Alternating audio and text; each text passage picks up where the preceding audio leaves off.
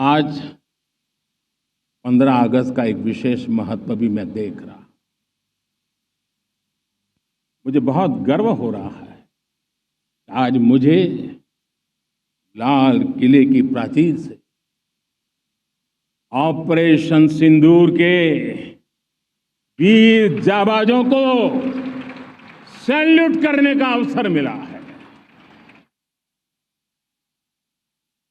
हमारे वीर जाबाज सैनिकों ने दुश्मनों को उनकी कल्पना से परे सजा दी है।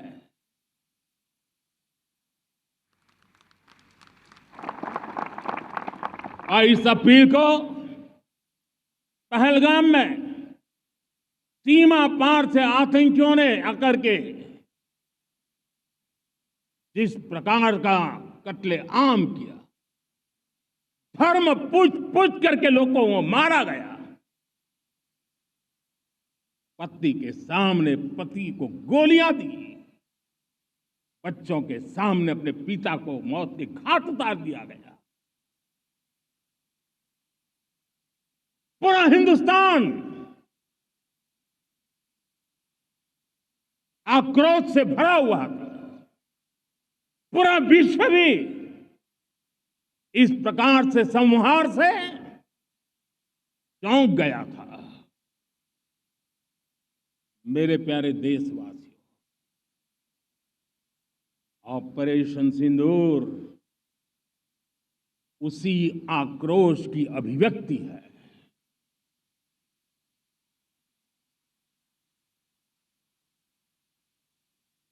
22 तारीख के बाद हमने हमारे सेना को खुली छूट दे दी। रणनीति वो तय करे, लक्ष्य वो तय करे, समय भी वो चुने। और हमारी सेना ने वो करके दिखाया जो कई दशकों तक कभी हुआ नहीं था। सैकड़ों किलोमीटर दुश्मन की धरती पर घुस करके आतंकी हेडक्वार्टर्स को मिट्टी में मिला दिया। आतंकी इमारतों को खंडहर बना दिया।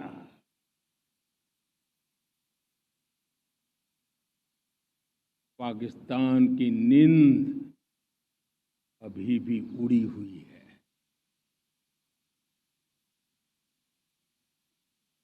पाकिस्तान में हुई तबाही इतनी बड़ी है कि रोज नए नए खुलासे हो रहे हैं, नई नई जानकारियां आ रही।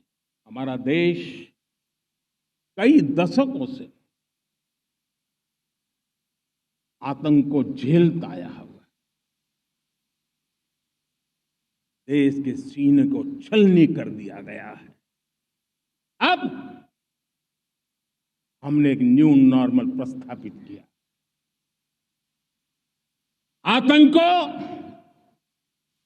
और आतंकी को पालने पोसने वालों को,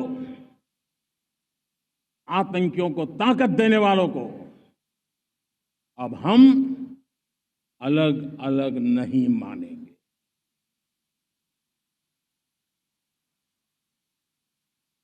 वो मानवता के समान दुश्मन है। उनके बीच कोई फर्क नहीं है। अब भारत ने तय कर लिया है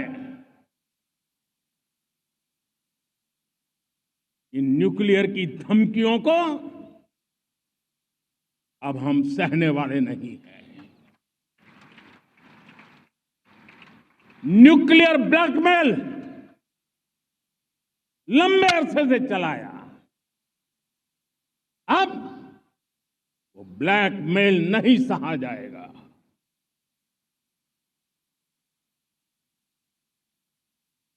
आगे भी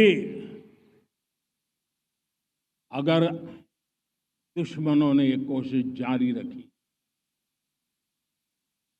हमारी सेना तय करेगी सेना की शर्तों पर, सेना जो समय निर्धारित करे उस समय पर, सेना जो तौर तरीके तय करे उस तौर तरीके से, सेना जो लक्ष्य तय करे उस लक्ष्य को अब हम अमल में ला करके रहने वाले हैं। हम मुंह तोड़ जवाब देंगे। मेरे प्यारे देशवासियों, भारत ने तय कर लिया है, खून और पानी एक साथ नहीं बहेंगे।